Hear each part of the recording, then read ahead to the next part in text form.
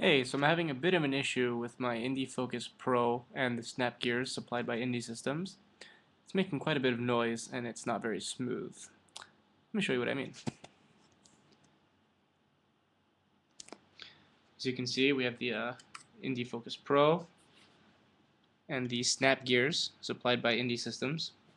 When I spin the follow focus, it makes a little noise like this.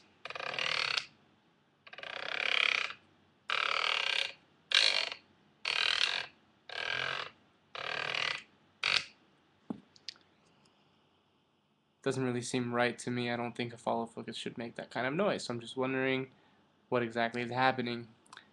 Take a closer look. It is indeed all Indie Systems parts.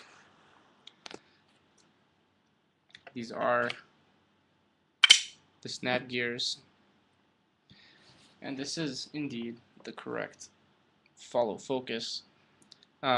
Even by adjusting the follow focus, it still makes the noise regardless. Just wondering what's going on.